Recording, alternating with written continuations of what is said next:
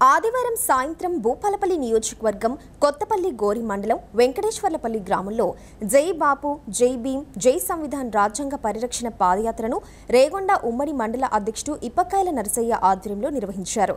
ఈ కార్యక్రమంలో ముఖ్య అతిథిగా భూపాలపల్లి ఎమ్మెల్యే గండ్ర సత్యనారాయణరావు పలువురు కాంగ్రెస్ నేతలతో కలిసి పాల్గొన్నారు. ముందుగా గ్రామంలోని ఎస్టీ కాలనీ నుండి యాత్ర ప్రారంభమై హనుమాన్ దేవాలయం వరకు చేరుకుంది. యాత్ర మధ్యలో పలువురు మహిళలు ఎమ్మెల్యేకు కుంకుమ పెట్టి శాలువాలు కప్పి మంగళహారతులతో ఘన స్వాగతం పలికారు. అనంతరం ఎమ్మెల్యే రాజ్యాంగ పరిరక్షణకై గ్రామస్తులతో కలిసి ప్రతిజ్ఞ చేశారు. మన దేశ రాజ్యాంగం అమల్లోకి వచ్చి 75 సంవత్సరాలు పూర్తయిన సందర్భంగా రాజ్యాంగ విలువలపై ప్రజల్లో అవగాహన పెంచడమే లక్ష్యంగా ఈ కార్యక్రమాన్ని నిర్వహిస్తున్నామన్నారు.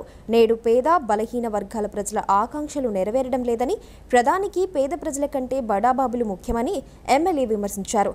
గ్రామ మండల స్థాయిలో ఈ కార్యక్రమాన్ని ప్రజల్లోకి తీసుకెళ్లాలని కోరారు. గాంధీ అంబేద్కర్ ఆశయాలను సిద్ధాంతాలను దేశంలో అమలు చేయవలసిన సమయం వచ్చిందన్నారు.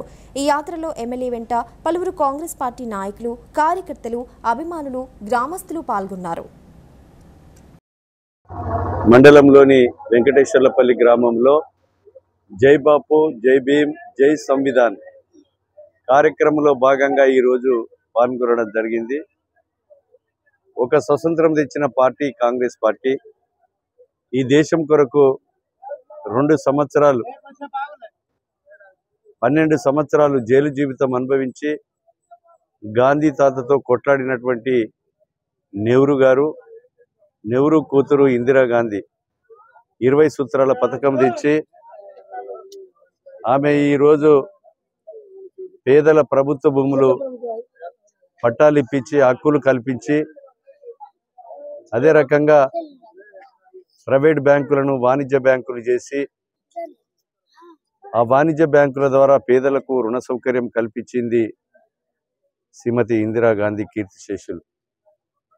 అదేవిధంగా వారి కుమారుడు రాజీవ్ గాంధీ 18 సంవత్సరాలకి ఓటు కల్పించి ఈరోజు మనం వాడుకునే సెల్లు కానీ కంప్యూటర్ కానీ నూతన ఒరవడిని తీసుకొచ్చినటువంటి నాయకుడు కీర్తిశేషులు రాజీవ్ గాంధీ గారు.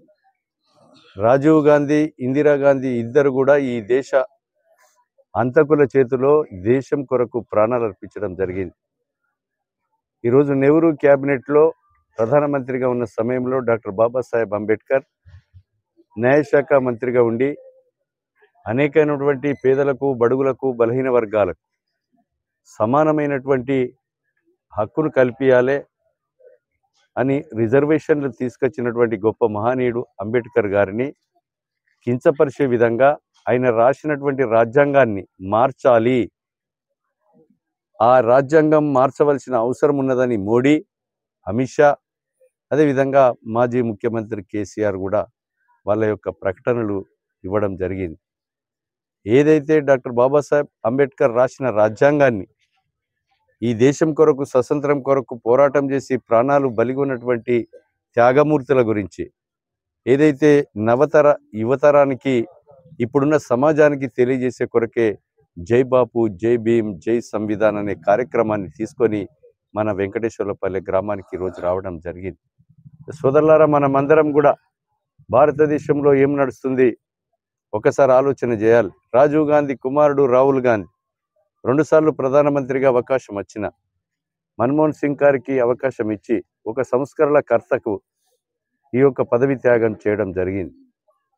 ఈరోజు కాంగ్రెస్ పార్టీ ఈ దేశం స్వతంత్రం తెచ్చిన పార్టీగా, తెలంగాణ రాష్ట్రము డాక్టర్ బాబాసాహెబ్ అంబేద్కర్ ఆర్టికల్ 3 ప్రకారంగా ఇచ్చిన రాష్ట్రంగా, అదేవిధంగా ఈరోజు నడుస్తున్నటువంటి పరిస్థితులను కూడా మనం ప్రజలకు తెలియజేసే కొరకు ఈ కార్యక్రమాన్ని నిర్వహించడం జరిగింది.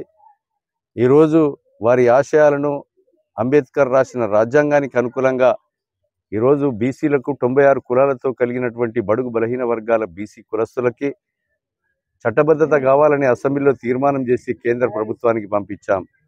మోడీ మాత్రం దానికి 42% రిజర్వేషన్కు దానికి ఒప్పుకోవడం లేదు, చేయడం లేదు.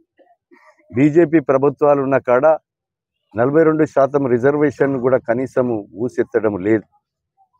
59 కులాలతో కలిగినటువంటి దళిత జాతికి, అది మాలా, మాదిగా, నేతగాని, డక్కలి, ఇతర కులస్తులు 59 మంది కులాలు 30 సంవత్సరాల నుంచి పోరాటం చేస్తున్నటువంటి పరిస్థితుల్లో సుప్రీంకోర్టు తీర్పును స్వాగతించి ఆ తీర్పును అమలు చేసినటువంటి ఏకైక రాష్ట్రం కాంగ్రెస్ ప్రభుత్వం. తెలంగాణ రాష్ట్రం రేవంత్ రెడ్డి గారి నాయకత్వంలో ముఖ్యమంత్రి గారు ఈరోజు మరి వాళ్ళ యొక్క సుప్రీంకోర్టు తీర్పుకు రిజర్వేషన్ అమలు చేసినటువంటి పార్టీ కాంగ్రెస్ పార్టీ అనే సందర్భంగా నేను తెలియజేస్తున్నాను.